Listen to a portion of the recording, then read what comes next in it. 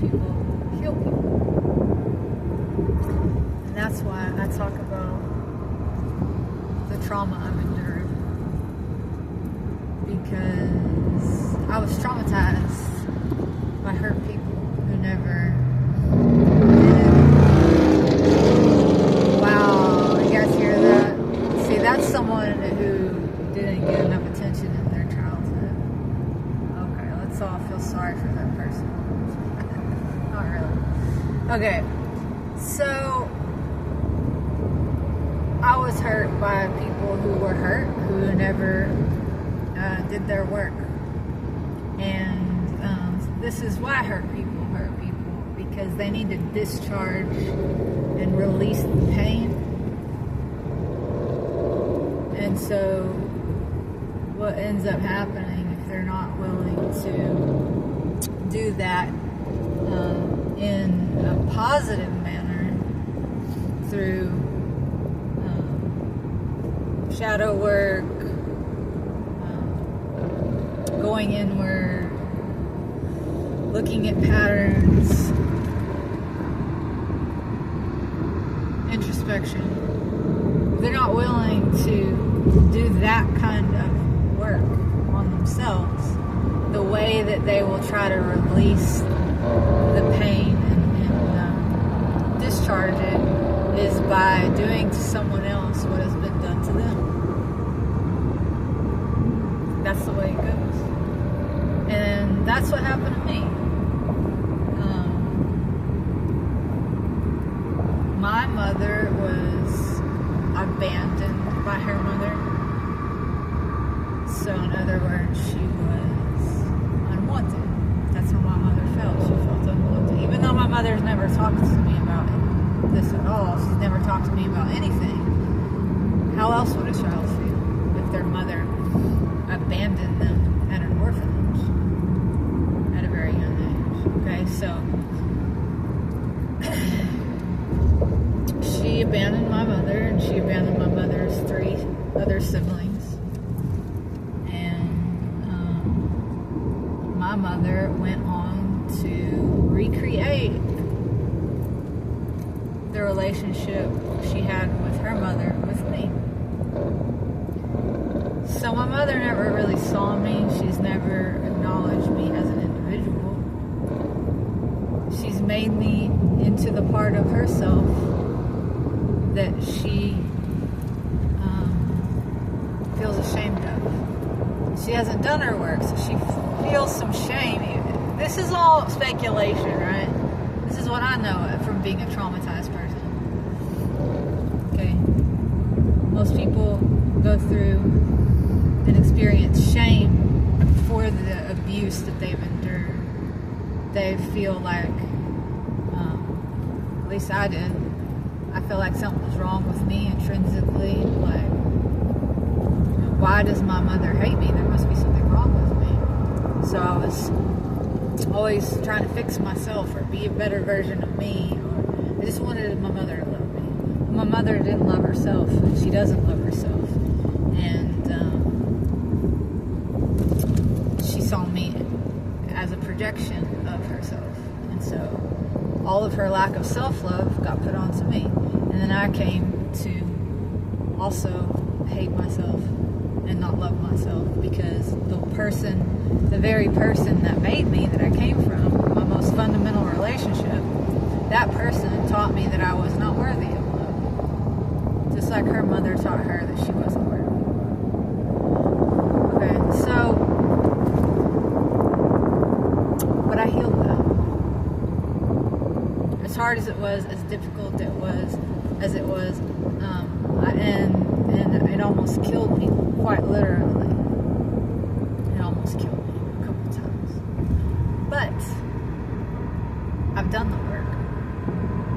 And having done the work, I am going to be the person for other people that I needed. I believe that that's what we all are here to do for one another, is to be of support. And when you're still in your healing process, that's very difficult. It's not really even possible. A drowning person can't save another drowning person. You'll both go down together. Okay, and that's why hurt people hurt people. And,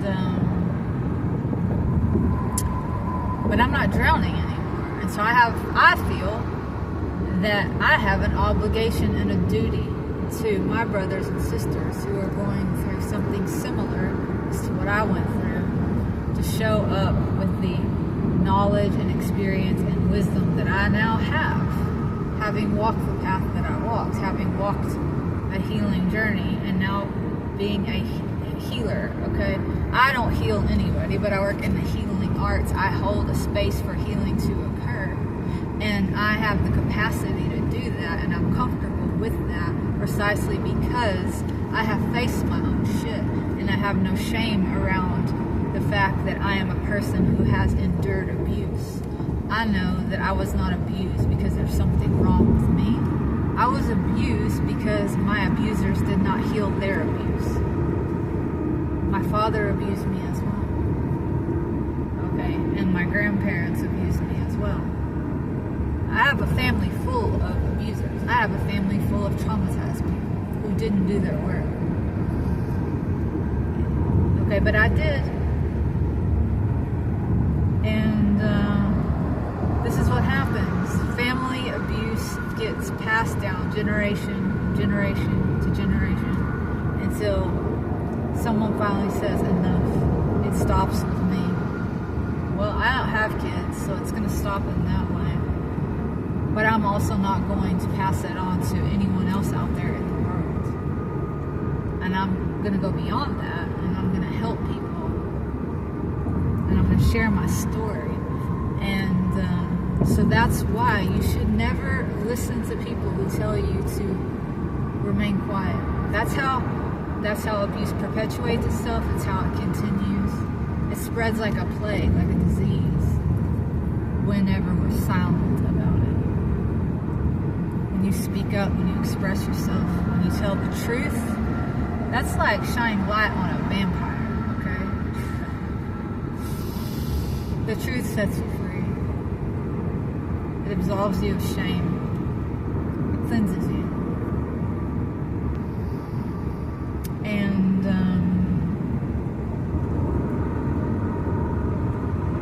there is nothing to be ashamed about. It's part of the human condition. We all at some point get hurt, and at some point we all hurt others. And that's how we learn, that's how we grow, that's how we evolve.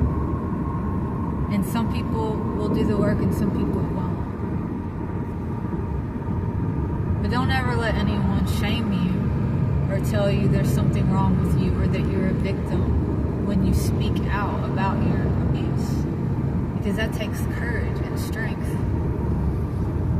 Of course, there's a way in which you could talk about it where you're wallowing in it and you are playing a victim. But people can be a victim of a thing, and they are every day, without being a victim in their personality. And someone who's a victim in their personality oftentimes doesn't speak out because they identify with the abuse and they think that they deserved it, and therefore they'll often, in their shame, remain quiet, and they'll either become an abuser or they'll allow for the person that abused them to go on abusing other people by not speaking out and warning people.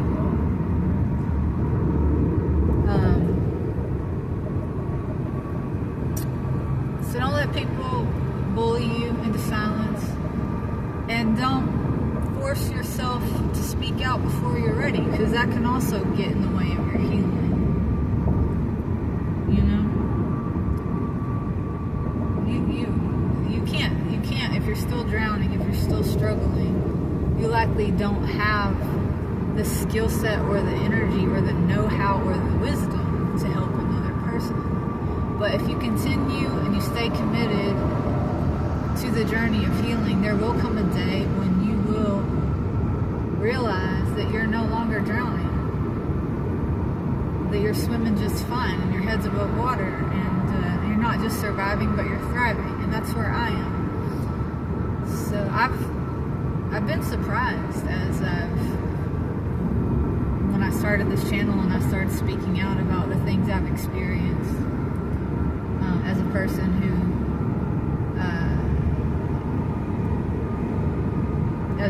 who experienced a lot of abuse in my childhood. The consequences of that and how it played out in my adult life, the people that I was attracted to, the circumstances that I found myself in. As I talked about that, I had so many people tell me, "You're a victim. You're playing the victim." No, I'm not. I'm not at all. I was a victim when I kept my mouth shut. That's why I kept finding myself in those situations over and over and over again. I was identified with the role of victim. Okay, now I don't play that game. I realized that I didn't have control over what was happening to me in my childhood, and I was a victim.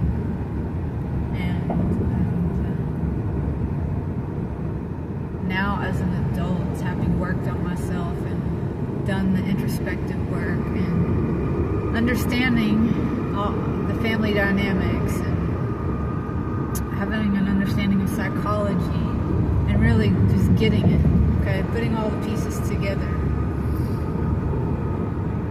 As a healed person, I'm speaking about this not from a place of feeling sorry for myself, not from a place of wanting others to feel sorry for me, but from a place of empowerment and actually a responsibility that I feel I have to other humans. So that's partly what this channel is about, and that, like I said, I've talked about this in other videos, but I had my channel deleted. I had 450 videos, and a lot of those videos went into detail about specific stories of my abuse as a child. And I called those things Tales from the Crypt, those stories that I would share. And so I might remake some of those videos.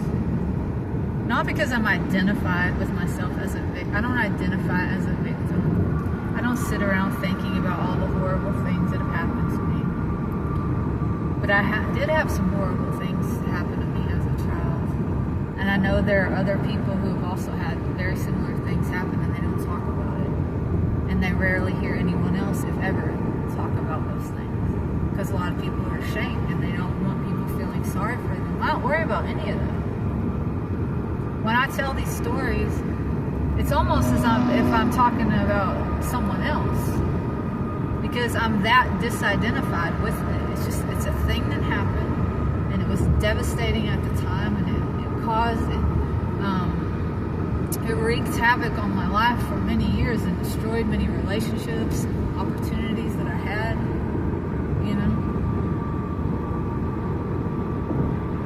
until I worked it all out. And it's been worked out. And so I feel it is important for me to share specific details and show people that, hey, this is what happened to me. These things have happened to me. Bad things, okay? Very bad things. And I made it. And that's important for people to see and to know. I've been through sexual abuse, I've been through psychological abuse, physical abuse, just about any kind of abuse you could imagine at the hands of family members, and then at the hands of doctors and nurses in institutions where these people were supposed to be helping me. I was psychologically abused and tortured in hospitals. And this is happening to other people right now. And it feels like a burden to have that information a lot of the time. Because I know what's happening to people behind locked doors where they're supposed to be getting help. places, many of these hospitals, these mental hospitals, they're a lot like a prison, but a prison where you're being drugged forcibly. And there's a lot of sadistic people, a lot of abusive, psychopathic people in institutions like that, because they're looking for easy prey. And you got a lot of vulnerable people in those hospitals.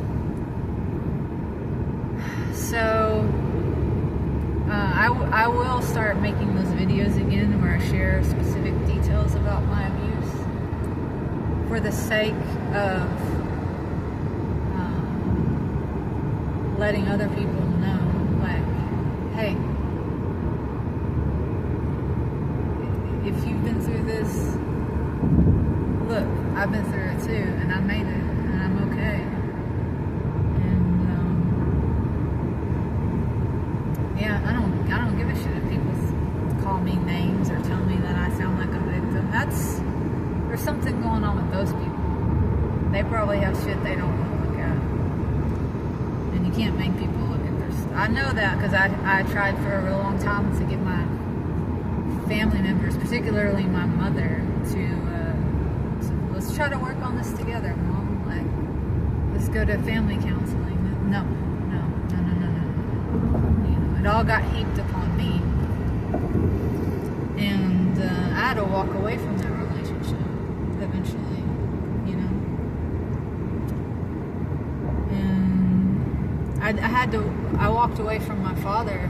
10 years before he died, my father died of cirrhosis, and I cut him out of my life a decade earlier, and it was one of the best things I ever did for myself. It's unfortunate, and it's sad, but it's just that's what I had to do for my own mental health and well-being. Sometimes the best way you can show love for yourself and another person is to walk away from them. But yeah, that's what this channel is about. It's, even though I talk about what could be construed as negative or dark things, like, well, that's part of life. You know, dark is, light is only possible. We only know what light is relative to the darkness. So it's all part of the experience. The depths of your despair will be the heights of your joy. The degree to which you experience suffering and despair is the degree to which you have the potential to experience ecstasy. So in that way, our traumas are actually a blessing, but it requires work. It can take you down and it can destroy you, or it can be the compost, the shit out of which the most beautiful garden grows. But you have to tend it. So that's what this channel is about. It's about tending my garden and harvesting the fruits of really traumatic, hard experiences, and sharing that fruit with my brothers and sisters for the sake of